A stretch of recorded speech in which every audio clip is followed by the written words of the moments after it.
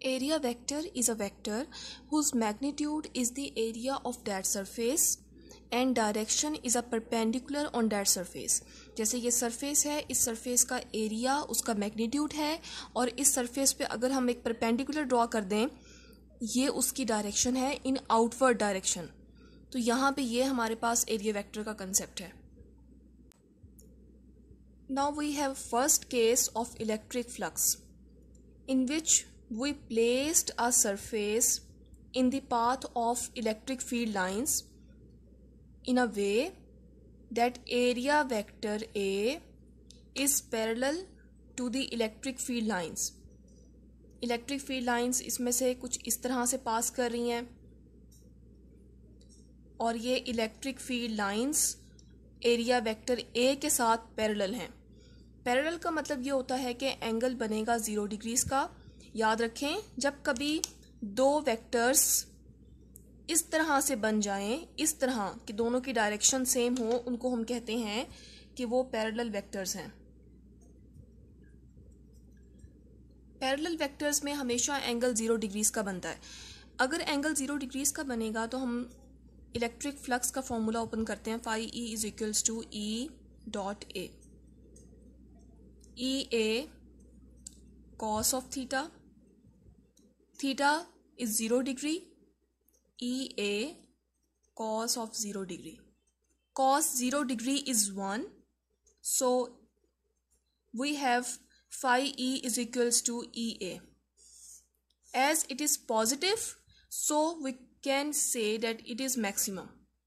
This is the first case in which we get maximum electric flux by putting theta is equals to 0 degree.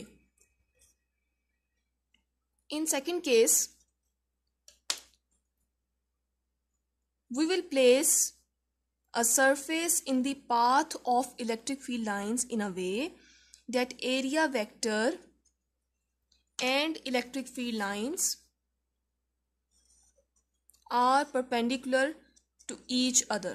जिस तरह से ये case है जिसमें electric field lines यहाँ से गुजर रही हैं और ये इलेक्ट्रिक फील्ड लाइंस अब जो एंगल एरिया वेक्टर के साथ बना रही हैं ये 90 डिग्रीज का है. ऐसे केस में अगर दो वेक्टर्स इस तरह से बन जाए, इनको हम कहते हैं कि परपेंडिकुलर वेक्टर्स हैं.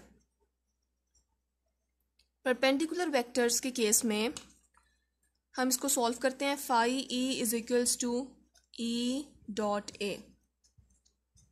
ई A cos of theta, E A cos of 90 degrees, and now we get E A into 0. Multiplying these two factors, we have electric flux equals to 0. यानी अगर एंगल 90 डिग्रीज का बन जाएगा तो किसी किस्म का इलेक्ट्रिक फ्लक्स हमें नहीं मिलेगा. थर्ड केस, यही सरफेस अगेन हम ड्रॉ कर रहे हैं. इस सरफेस के फ्रंट, ये फ्रंट है इसका, इसके फ्रंट पे एरिया वेक्टर इस डायरेक्शन में है और अगर हम इसकी बैक देखें तो इसकी बैक पे एरिया वेक्टर इस तरह से ड्रॉ हो रहा है. अगेन इलेक्ट्रिक फील्ड लाइंस की डायरेक्शन वही है. ये इलेक्ट्रिक फील्ड लाइंस इसमें से पास हो रही हैं. तो इलेक्ट्रिक फील्ड लाइंस और एरिया वेक्टर के साथ जो एंगल बन रहा है, अगर एक वेक्टर इस तरह ड्रॉ हो और दूसरा इसके ऑपोजिट ड्रॉ हो तो यहाँ पे जो एंगल बनता है उसको हम कहते हैं 180 डिग्रीज का. ये एंगल 180 डिग्रीज का बन रहा है. Theta is equals to 180. Phi E is equals to E dot A. E A cos of theta, E A cos of 180 degrees. Cos of 180 is -1, so EA into -1 is equals to minus EA. The flux is negative, so we can say that flux is minimum in that case. So the SI units of electric flux is E dot A is its mathematical formula. Opening E Newton per coulomb, area meter square. Newton per coulomb meter square are the SI units of electric flux which is a scalar quantity.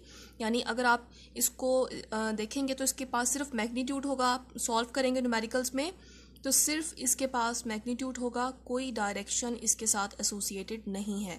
और अगर सिर्फ magnitude हो तो ऐसी quantity को हम कहते हैं कि वो स्केलर क्वांटिटी है जिसके पास सिर्फ और सिर्फ मैग्नीट्यूड है।